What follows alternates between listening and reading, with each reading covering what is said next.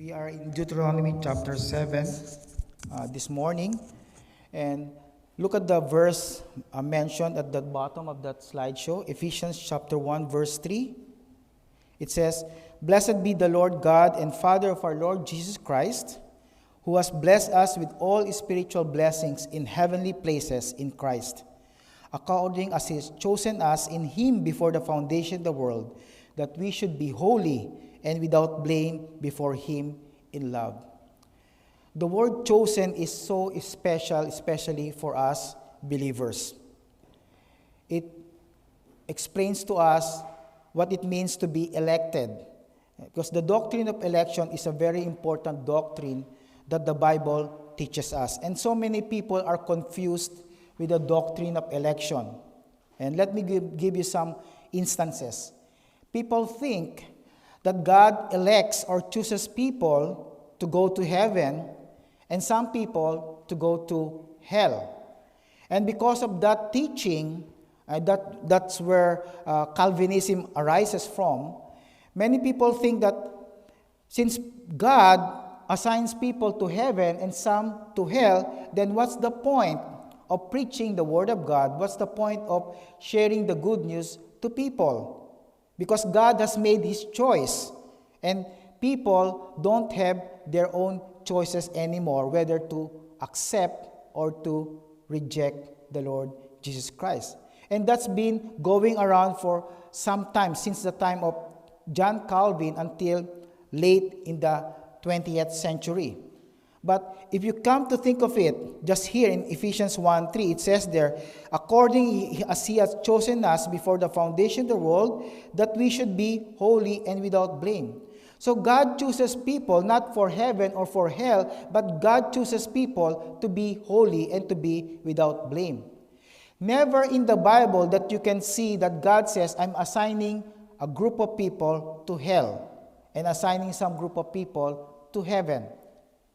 His desire, the heart's desire of our Lord God, is to put people into heaven, as many people as possible. Let's turn to 2 Peter chapter 3, verse 9. 2 Peter chapter 3, verse 9. Here, the Apostle Peter was talking about the end times, what's going to happen when this world ends. And here in chapter 3, verse 9, a very important passage that he shows us that God is so patient and so long-suffering. 2 Peter chapter 3, verse 9 says, "The Lord is not slack concerning his promise, as some men count slackness." Many people are thinking that God is so late in his coming to judge this world. And many people who are unbelievers are telling Christians during the time of the Apostle Peter, "When is the coming of your Lord? He's promising this for thousands of years already." But the Bible says he is not slack. He is not delayed. He's not late. He's just on time. He knows his own schedule. But take note of this. He is long-suffering to usward, not willing that any should perish, but that all should come to repentance. That's the desire of the Lord God. His desire is not for people to go to hell, but for as many people as possible to go to heaven. And why is it important for us to understand this doctrine of election, this doctrine of being chosen to be holy and without blame in the eyes of the Lord God himself? Just think about this. If we know that some people are going to heaven and some people are going to hell, and those people who are going to hell, when they are already in hell, in the lake of fire, is it possible that they will blame God? Is it right for them to blame God if God said, "I'm going to put you into hell," and then they're suffering right now in hell, in the fires of hell? Just think about it. With human reasoning, you will think that, yes, they could blame God because they didn't have any choice to accept Jesus Christ or reject him. God just assigned them to hell. So they can blame God in that case. But the fact is that the Bible says no. God did not assign people to heaven or to hell. He gives them the choice. That's why we have free will. So people who will go to hell cannot blame God, you put me into hell, that's why I am here. No, God would say, you put yourself into hell because you rejected my Son, the Lord Jesus Christ. And that's what Jesus Christ said. If people reject Him, if people will not choose Him to believe in Him, then they are already condemned to hell. And that's why the doctrine of election is so important to understand very well. Otherwise, we will be confused and we will not be sharing the good news anymore because we think that people are relegated either to heaven or to hell already. And we can apply this doctrine of election to the people of Israel. So we go to Deuteronomy chapter 7. We know the people of Israel has been always called as the chosen people, right? Back in the Old Testament, they are called chosen by God. And we will see that in our passage this morning. But most of the problems in interpreting Deuteronomy chapter 7 is, what is it all about? Is it all about the policies or the regulations or the laws that the people of Israel should be doing as they enter the promised land? Or is it something else? So when we read the passage, Deuteronomy chapter 7, we need to find what is the key verse or the key passage of this chapter. And the key passage is in Deuteronomy chapter 7, verse 6. So let's take a look at verse 6. Deuteronomy chapter 7, verse 6 says, For thou art an holy people unto the Lord thy God. The Lord thy God has chosen thee to be a special people unto himself above all people that are upon the face of the earth. The Lord thy God has chosen thee. That's the key to understanding the whole chapter. It's not about the policies or the plan on how to make war against the people in Canaan. It is all about how the people of Israel should act or behave as people chosen by God. That's why the title of our message this morning is Chosen to be Holy. Israel was chosen by God to be His holy people. And God has chosen all of us who are believers to be His holy people, the holy Gentile people. So you see here again in verse 6, three key words that we're going to look at. Verse 6, we will talk about the word holy. Israel are unholy people. Okay? And then secondly, it says the word chosen.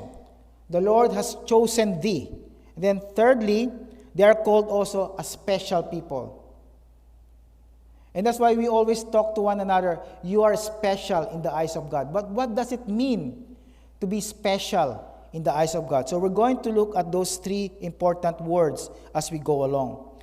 So the big question for all of us is this: what does it mean to be chosen as God's people?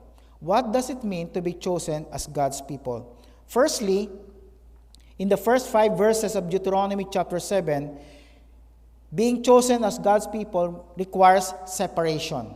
Election requires separation.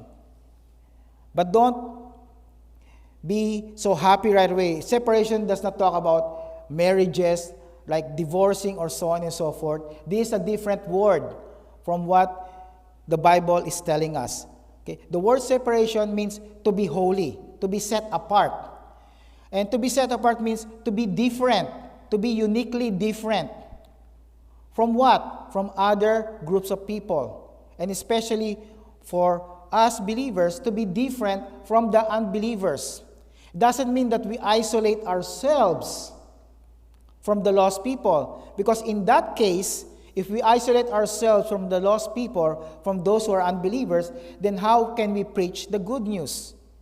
So it's not all about that. Separation is about our character, our attitude, our way of life. Our lifestyle should be different from the unbelievers. Okay? So let's look at verses 1 to 5, Deuteronomy chapter 7. The word of the Lord says, "When the Lord thy God shall bring thee into the land, whither thou goest to possess it, and has cast out many nations before thee, the Hittites, and the Girgashites, and the Amorites, and the Canaanites, and the Perizzites, and the Hivites, and the Jebusites, 7 nations greater and mightier than thou." So, Moses was speaking the word of God and telling his own people, the people of Israel, when you enter the promised land, these are the things that you're going to do. You cast out many nations to drive them away from this land. And there's a very important reason. We're going to look at that later on. In verse 2, you see, "When the Lord thy God shall deliver them before thee, thou shalt smite them and utterly destroy them." Many people are offended when they see this in our Bible. Can you imagine God telling his people to completely destroy? Nowadays, that will be called genocide, killing a group of people, just like what's happening right now in Israel right now. Many people are being killed, especially the Israelites. Of course, many Palestinians are being killed, and they call that genocide. But this is different from what's happening in the world right now, because God has a very important reason why he wanted his people to destroy all the Canaanites. Remember, the Canaanites are not completely guilt-free. In Genesis, God told Abraham that the Amorites or the Canaanites will be punished by God after several hundreds of years. So what does that mean? That means that God has been giving the Canaanites ample time and opportunity to turn to him for hundreds of years. And in our case right now, for thousands of years. All the people who are unbelievers have been given the chance by the Lord God to repent of their sins and turn towards the Lord Jesus Christ. So the Amorites here, during the time of Israel, were not guilt-free. They were not sinless people. They're actually immoral and idolatrous people. And God has given them so much time to change their ways. And that's why when he brought the people of Israel to Canaan, he can say, "I'm judging these Canaanites by allowing you to destroy all these people." And what is the reason why God wants them to completely destroy the Canaanites? You see that in verses 3 to 5. Neither shall thou make marriages with them. That's the problem. When these people of Israel will enter the land of Canaan, there's a great possibility that their children will intermarry with the Canaanites. It's not just about intermarrying with a strange nation or a foreign nation, but it's all about entering into a covenant with their idols, with their gods. Because when they enter into marriages with these idolatrous people, their children will follow also the false gods rather than the true God of the Bible. That's the reason why God is always telling his people to separate, to be holy. I don't want you to have a mixed marriage with other people, because they will pull you into their false gods. The modern day application for all of us, modern day believers, is when we marry unbelievers. I remember one brother of a pastor back in the Philippines. He was so in love. He's a great Christian, a devoted Christian. And he was very much in love with this lady who is sadly not a believer. But he still chose to marry her. And you know what happened to him right now? Instead of going to a Christian church, he goes now to the Catholic Church. He's no longer in the Lord. He's following the pagan gods of that old religion. So you see, that's the reason why God is so serious in telling us, don't be unequally yoked, especially in terms of marriages, because that's a lifetime relationship. Don't ever think that you're going to pull your spouse towards the Lord Jesus Christ. That's a possibility. There are so many instances that those things happen, but don't guarantee that that will happen. That's why our young people here, you're not married yet, you're going to get married soon, in few years' time. Be serious in following the Word of God. Do not be unequally yoked. Because otherwise, you will be pulled into the other direction rather than the direction of our Lord Jesus Christ. That's the purpose of God telling His people, do not marry the children. Don't intermarry your children with the children of these pagans. And not only that, verse 4 it says, for they will turn away thy son from following me, that they may serve other gods. So will the anger of the Lord be kindled. The Lord God will be angry with you, will be displeased against you. You know, there's no other person or being in this world that you don't want to be angry with you, and that's our Lord God. Because if He's angry with you, you'll suffer all kinds of consequences that you will not enjoy or delight in. It's better to anger other people because of your Christian faith rather than anger the Lord God who saved you from all your sins. God can be angry. And you know, when God is angry, He has that kind of righteous anger. And He has the right to be angry when we disobey His commands. Not only that, they should not be intermarrying. Verse 5 says, but thus shall ye deal with them, you shall destroy their altars and break down their images and cut down their groves and burn their graven images with fire. When the people of Israel enters the promised land, they will find all these wooden poles, these images, rocks that is being worshipped by the people of Canaan.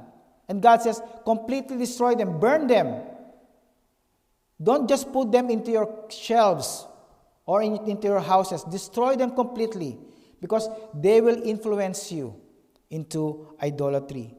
So you see, the purpose of God in prohibiting us from doing some things in our life is because He doesn't want us to be influenced into the wrong direction. He wants us always into the right direction, the right path that He designed for each one of us.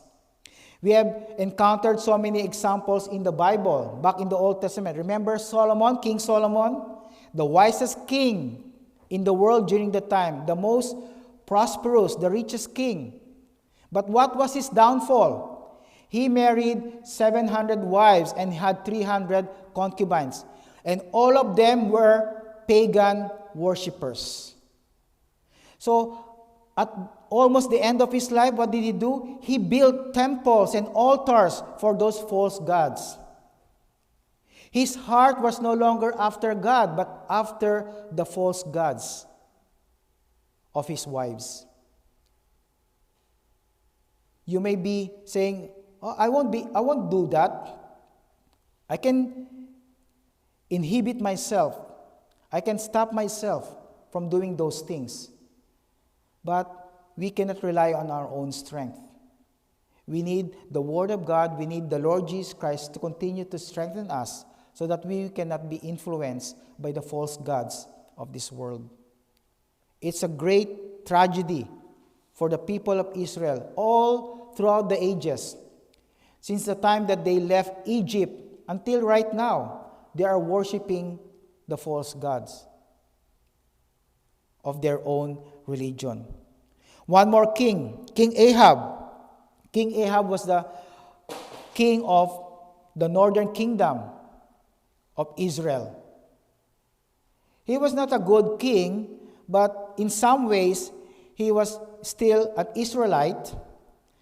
But the problem is, he married the most wicked woman during that time. Do you remember the name of King Ahab's wife? Jezebel. She was the most wicked queen and woman during that time.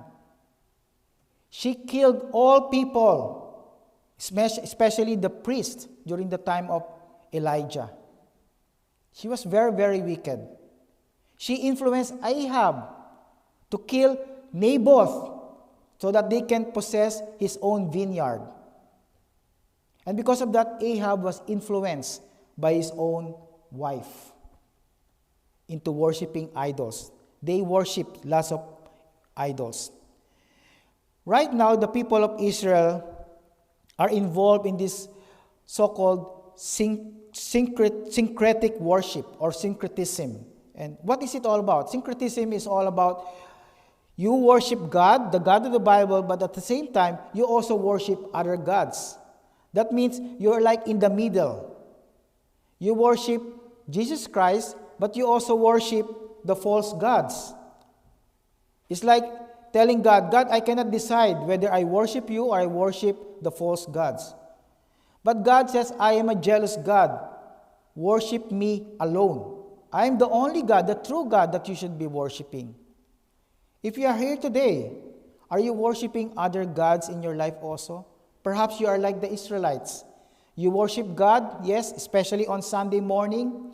But when you come home and all throughout the week, you worship the God of money, the God of treasures, the God of technology, and all kinds of idols in this world. I pray and hope that you are not like them. But if you are, it's time for you to change your ways. It's time for you to get back to the Lord God. Repent of your sins and tell Him, Lord, I'm sorry. I bow down to the gods of this world. I want to go back to you as my one and only God. Secondly, to be chosen as God's people, that means that we are elected or chosen because of God's love. Just like Israel was chosen out of God's love. So in verse 6, again, thou art an holy people unto the Lord thy God. The Lord thy God has chosen thee to be a special people unto himself above all people that are upon the face of the earth. Holy, I told you a while ago, the word holy means to be different, to be uniquely different from other people. And how can we be different from other people? In our own behavior, in our own attitude. Instead of becoming proud, we ought to become humble. Instead of glorying in ourselves, we glory in God. Instead of fighting back, getting even at our enemies, we pray for them. We bless them. We remain kind to them despite their persecution and their insults upon us. That's how we're supposed to behave. When we are in the workplace, we diligently work. We work hard. And we don't follow the example of other people who just works for the sake of earning money. They're doing their best. As God's people, we do our best. Remember, whether you are at work or in this church or wherever you are, whom are you serving? You are serving the Lord. Always think about that. When you are in the workplace, you are serving the Lord Jesus Christ. And when you're serving the Lord Jesus Christ, He doesn't expect less of you. He expects the best that can come out from you. So do a hard work. God wants us to do our best for Him. That's how we behave as God's people. Secondly, we are also called chosen, just like the Israelites. That means it's a priority from God. God prioritizes us to be chosen as His own people. And remember, He chooses us not because we have our own merit or because we deserve to be chosen. Is there anybody here who deserves to be saved? Is there anybody here who is deserved to be in heaven? No one. All of us deserve to be in hell. So there's nothing in us, there's nothing good in us that will put us into heaven. The only thing that is good in our life that can bring us to heaven is our Lord Jesus Christ. He's the only one, the reason why we are chosen and made righteous in the eyes of God. We do not deserve to be chosen. And the people of Israel, according to God, says, the Lord did not set, verse 7, the Lord did not set His love upon you nor choose you because you were more in number than any people, for you were the fewest of all people. There's no merit in the people of Israel. They do not deserve to be chosen, especially nowadays. Look at Israel right now. Do they deserve to be chosen by God with the way that they behave in the eyes of God right now? In our own human reasoning, you would say, no, they don't deserve to be chosen by God. But God's choice for them is out of love. And because God loves them as He loves all people in this world, He chooses them to be His special people. It's not based on their merit, it's not based on their number, but it's based on and grounded on God's love. And when we talk about God's love, it talks about His loyalty, His faithfulness, His affection towards His chosen people. And this affection is based on His promises and faithfulness. Remember last week when I talked about Genesis chapter 12, God made this promise to Abram. And many people would say, why did He choose Abram? Why did He not choose other people? I don't know the answer. And I believe no other person in this world can answer that question. But the only thing that we can understand is this. When God makes a choice, it is always a perfect choice. So we cannot question God regarding His choice, because His choice is always perfect. But how about us? When we make a choice, it's not always perfect. Sometimes we make the right choice, sometimes we make the wrong choice. But God always makes the right choices. He always makes the right decision.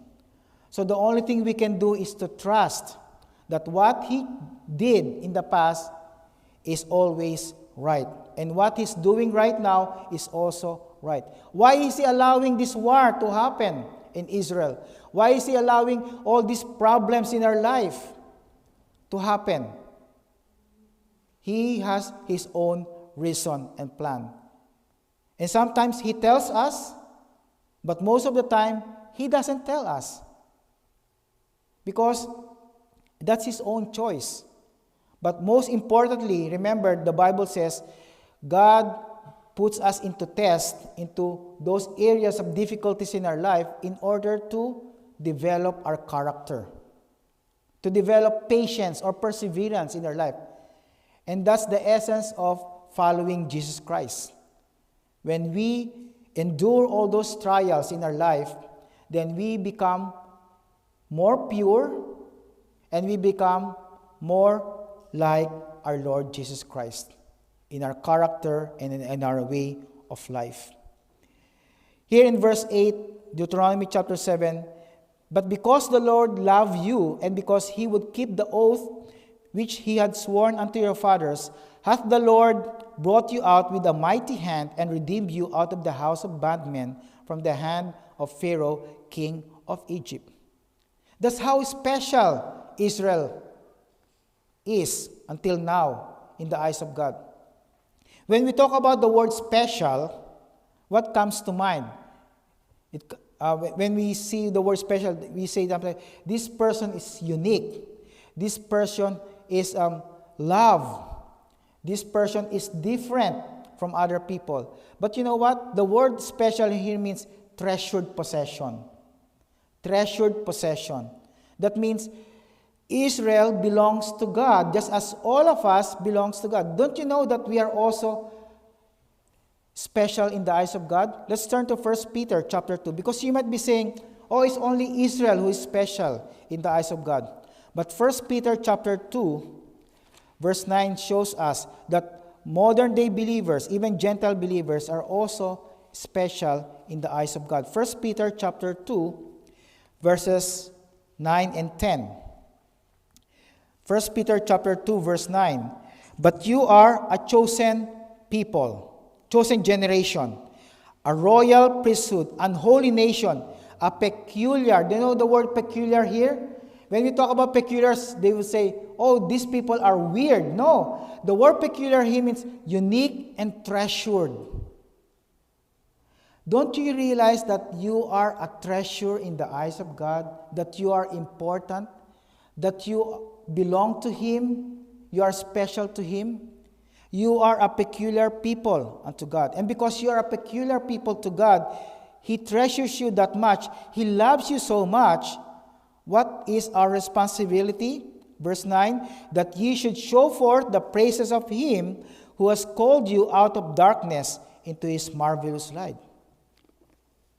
In short, tell others about your God.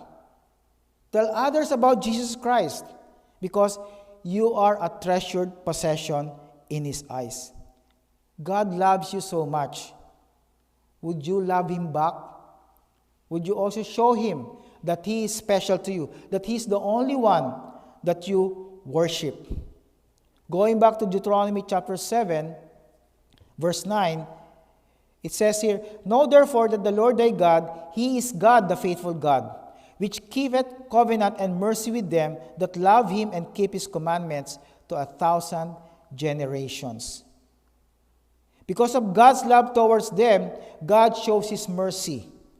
Okay? It says here, in verse 10 also, He repayeth them that hate Him to their face, to destroy them. He will not be slack to him that hateth Him. He will repay him to his face. So verse 9 and 10 talks about the two sides of God. When people sin against Him, there will be consequence. In our case, we call that discipline. In the case of the unbelievers, we call that punishment as a consequence of their disobedience. But here, the Bible says that He repays or He disciplines His own people only. If you see that in Deuteronomy chapter 5, it only unto the fourth generation of people. But how long does He show His mercy?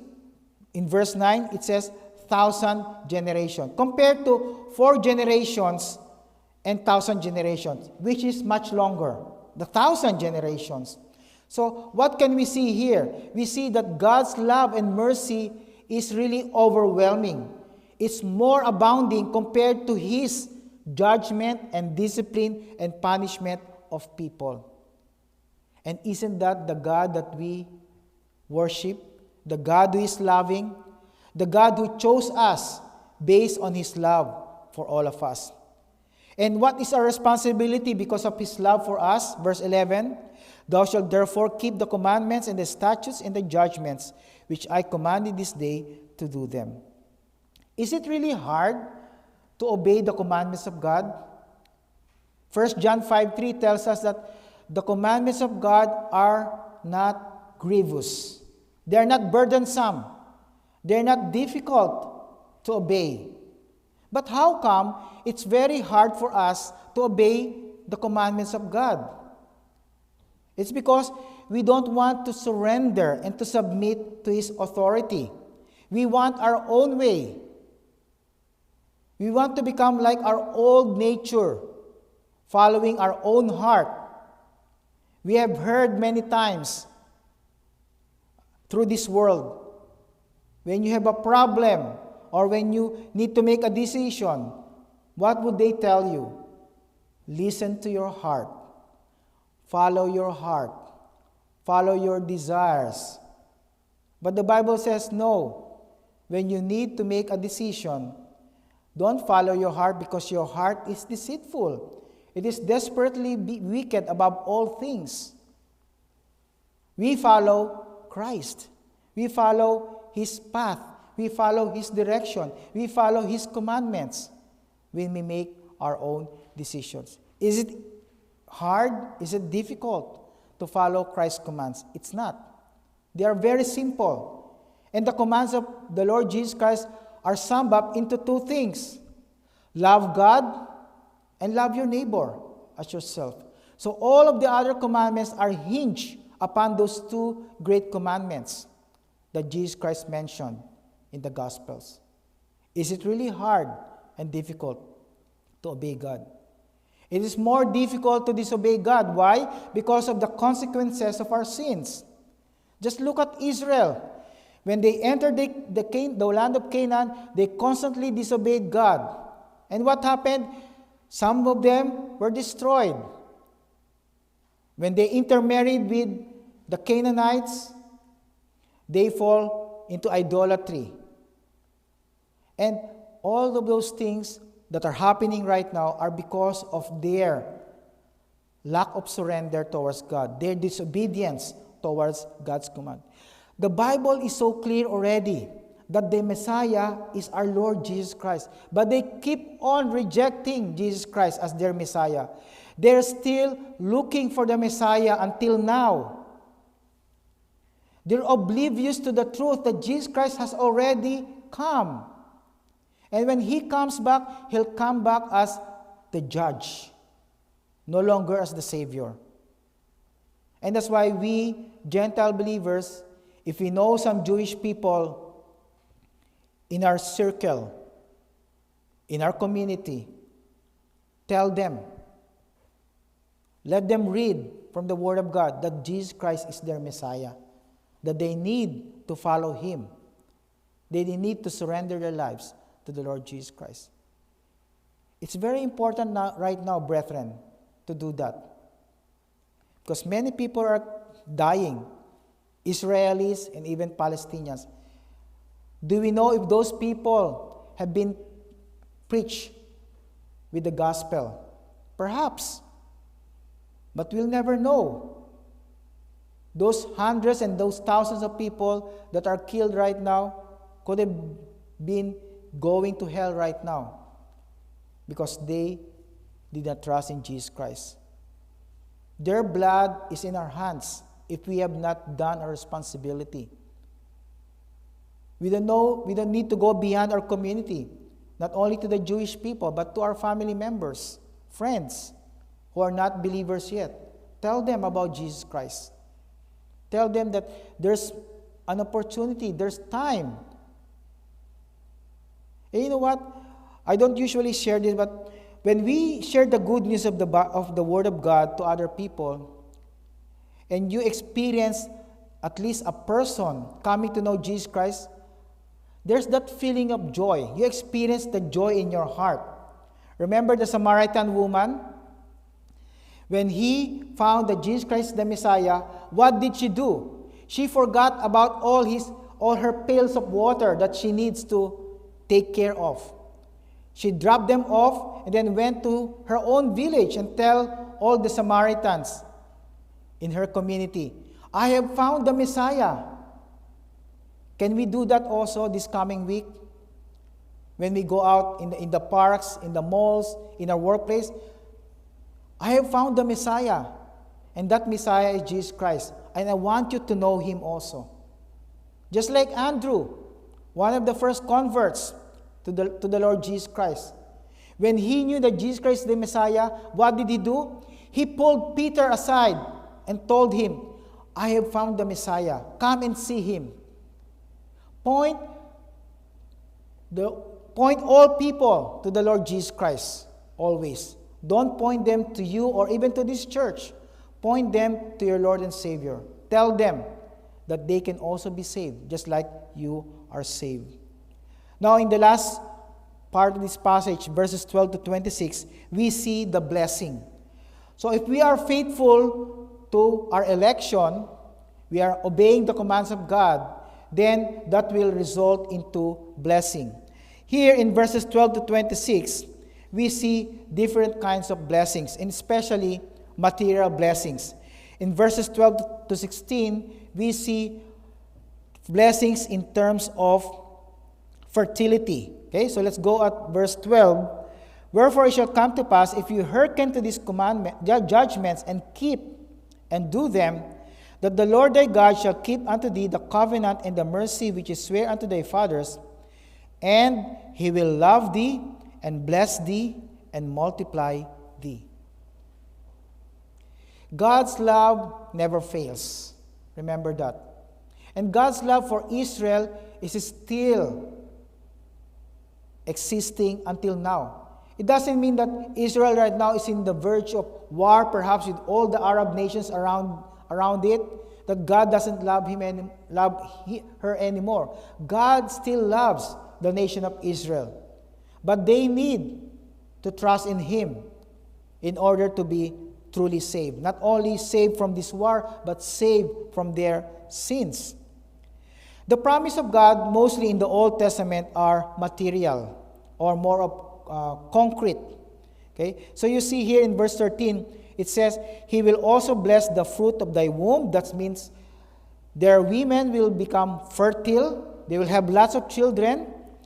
And also the fruit of thy land, thy corn, thy wine, thine oil, the increase of thy kind, and the flocks of thy sheep, in the land which he sware unto thy fathers to give thee. So God is talking about fertility in all aspects of their life. Because remember, their primary occupation during that time is farming. So they need to have soil that is fertile. So God promised them fertility in the human womb, and also fertility in their flocks and also in their soil. In verse 15, He promises blessing in their health. Verse 15, the Lord will take away from thee all sickness, and will put none of the evil diseases of Egypt, which thou knowest, upon thee, but will lay them upon all them that hate thee. Blessing means good health. And many people would ask, how about us modern day believers? Does God guarantee to all of us that if we obey Him, He will bless us with fertile womb, fertile soil, a good health, and everything else? Of course. But there's no guarantee that that will always happen. Because the most important blessing that God appropriates for His believers nowadays are spiritual blessings. Spiritual blessings. Right? Being different in our attitude, having the fruit of the Spirit, in our behavior, our lifestyle, the changes in our lifestyle. Those are the blessings that God gives us nowadays. And those things, the material blessings, are just extras. They are bonuses. If we have them, it's all right. But if not, it's also good, because God knows the best for all of us. And that's why many people are so discouraged, and some people are turning away from the Christian faith because they thought that the blessings of God are always material. And if God is not blessing you materially, then you are not truly blessed. Then God does not love you anymore. We need to correct that kind of concept, that perception in our minds. God's blessings are mostly spiritual. And if we are given material blessings, then we just have to praise and thank the Lord for what He has given us. But otherwise, the most important blessing that He gives us right now are spiritual blessings. Now in 17 to 20, verse 16, it says here, Thou shalt consume all the people which the Lord thy God shall deliver thee, thine eye shall have no pity upon them, neither shalt thou serve their gods, for that will be a snare unto thee. So the blessing here in verse 16 is that there is protection from the enemy. And that's what's happening right now in Israel. Even though right now there's news that the Hezbollah terrorists is attacking now the northern part of Israel from Lebanon, God is still protecting His nation of Israel. And that's his promise. Back in Deuteronomy, back in the time of Abraham, Isaac, and Jacob. And remember, God, when He makes promises, He will always fulfill them to the letter. He never ignores and neglects His promises to His own people. And the same thing with all of us. He protects us from our enemies. But some people would be discouraged because, why did God not protect my family member who is a Christian from this enemy? He or she died. Remember, the protection that God promises to us modern-day believers are not always a concrete or material protection. It could be protection from the enemy by taking us home into heaven. But during the time of Israel, that's the protection that God wants for His own nation. And until now, He is fulfilling His own promises. Protection from the enemy is also one of the blessings. Now in 17 to 26, there is that emphasis on the protection from their enemies. In 17, if thou shalt say in thine heart, these nations are more than I, how can I dispossess them? 18 says, thou shalt not be afraid of them, but shalt remember what the Lord thy God did unto Pharaoh and unto all Egypt. 19, the great temptations which thine eyes saw, the signs, the wonders, and the mighty hand, and the stretched out arm, whereby the Lord thy God brought thee out, so shall the Lord thy God do unto all the people of whom thou art afraid. Take note of that in verse 18. Thou shalt not be afraid of your enemies. How many times are we afraid of many things in our life? If we look into the Bible and search all the passages that talk about God commanding us, do not fear, do not be afraid, probably we can gather about not only 365 times, but more than that. And what does that tell us? That tells us that God doesn't want us to fear people or to fear anything. What does He want us to fear? He wants us to fear only Him. Fear God only. And when we talk about fear of the Lord, it talks about respecting Him, giving Him the reverence that He deserves. Because He is the only one who deserves that kind of worship from us. And also, not only reverence, but also a healthy kind of fear towards Him. Fear that when we disobey Him, we're going to offend Him, we're going to get Him angry and be displeased against us. That's the kind of fear that we need to develop. Sometimes we fear people more rather than we fear God. And that's a big problem.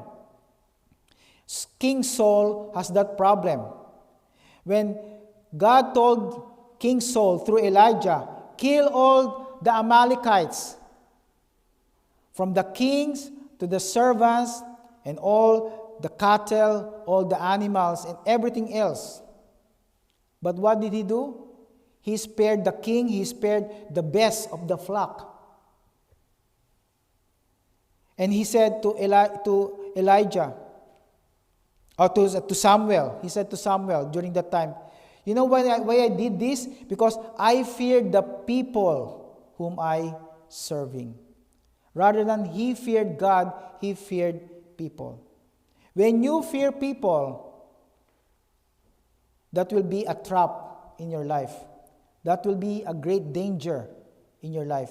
Because when you fear people, you will tend to please them.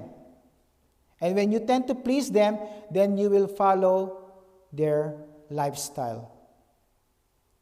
But when you please God, you will follow His way. And when you follow His way, you will be in the right direction at all times. So do not be afraid. Continuing on in Deuteronomy 17, in verse 20, moreover, the Lord thy God will send the hornet among them until they are that left and hide themselves from thee, be destroyed. Thou shalt not be affrighted, or not be troubled, for the Lord thy God is among you, a mighty God and terrible. God is always with us. Remember that at all times. No matter what happens, God is always with you. And the Lord thy God, verse 22, will put out those nations before thee by little and little. Thou mayest not consume them at once, lest the beasts of the field increase upon thee. So God says, I'm going to destroy all these enemies in the land of Canaan slowly. Not all of them at once. Because otherwise, the animals here, the beasts in the field, will destroy you also, my people. So God wanted all these people to be destroyed slowly. Verse 23, but the Lord thy God shall deliver them unto thee, and shall destroy them with a mighty destruction until they be destroyed. 24, he shall deliver their kings into thine hand, and thou shalt destroy their name from under heaven. There shall no man be able to stand before thee until thou have destroyed them. You see what's happening here? God says, I will destroy them. I will hand over the kings toward you. I will hand over these people towards you. So God leads them, and they just have to follow. The same with all of us. We follow Jesus Christ. We don't come before Him. He's always in front of us, whatever situation we are in. And that's because He continues to bless us. He continues to protect us. And that's why He is our shepherd. We follow His voice, and we follow His direction. And we will never go on a detour. We will never go into the wrong path if we always follow Jesus Christ. Now in 25:26, the graven images of their gods shall ye burn with fire. Thou shalt not desire the silver or gold that is on them, nor take it unto thee, lest thou be snared therein. For it is an abomination to the Lord thy God. What is an abomination? It is something that is detestable, something that God hates. God hates sin, and God hates idols. That's why He told Israel, destroy all those things. Don't just bury them on the ground. Destroy them completely. Break them into pieces, because they will influence you into idol worship. 26, neither shalt thou bring an abomination into thine house, let thou be a cursed thing like it. But thou shalt utterly detest it, and thou shalt utterly abhor it, for it is a cursed thing. What is a cursed thing? The idols. Back in the Philippines when I was growing up, and for some of you, back in our old religion, right? You see in our houses, they have like small altars with those, they call it baby Jesus or Mary or Saint Joseph or other kinds of saints or images. We thought that we are so blessed when we have those images and idols. But the Bible says those are cursed things. The word curse here in the Bible also means banned, prohibited by God. And we still have family members back in the Philippines who are still in that idolatrous worship. And we need to tell them that those are not things that will bless them. Those things will curse them and will not bring them closer to the Lord. That's what they think, that they can be closer to God because of these idols. But they are not. They are cursed. They are abomination in the eyes of our God. So since we are chosen by God, what are we supposed to do? We need to aspire to be, first, holy, to be different from other people. We ought to share God's love to other people, and we ought to be a blessing to other people. Just as God told Abram, you will be a blessing to all other nations. So how do we apply this? First, take some time to recall the faithfulness of God in your past. That's why once in a while I call some people here. How has God been faithful in your life in the past week? Always recall into your mind how God is faithful to you. And then start thanking Him. Telling God, God, thank you. You are so faithful. You still love me despite I'm a despicable human being. You still protect me. You still direct me into the right direction. Secondly, do an honest appraisal of your own faithfulness to God. Since God is faithful to you, evaluate yourselves. Are you also faithful to the Lord? Faithful in following His direction. And thirdly, if you think that you are not faithful to the Lord, then make a list of ways that you will be different in the future. Think about and ask God, God, how can I be more faithful to you? I have not been faithful to you this past week. Can you teach me? How can I be faithful to you this coming week? And then lastly, assess some areas of your life where you are fearful. What's your number one fear? What are your top 10 fears? Then start committing them and surrendering them to the Lord. And tell the Lord, Lord, here are my fears. I'm giving them into your hands. I don't want to burden my heart anymore because of these fears. Remove all these fears, because your perfect love will cast out all kinds of fear in my life. Let us pray. Father in heaven, we thank you so much, Lord, for your faithfulness. We thank you, Lord, that you have chosen us because of your love. Not because of our own merit, but not because of we deserve, because we are good. It is because of your perfect love for your people that you chose us. But you desire, O Lord, that we become holy also. That we show that we are different from other people in terms of our behavior, in terms of our attitude, in terms of our lifestyle, in the way we think, the way we speak, O Lord, the way we act, O Lord. So help us, Lord, this coming week to continue to assess ourselves, Lord. How faithful are we to you, Lord? And we know that we have not attained to your glorious standard. So help us, Lord, to change our ways, to find out from you how can we be more faithful in the very near future. And help us, Lord, to be more trusting in you rather than fearful of all the things that are happening in our life. Help us, Lord, to surrender our life completely to you and you alone, knowing that you can change us, that you can use us mightily, Lord, as your chosen people. In Jesus' name I pray. Amen. Let us all stand up, please.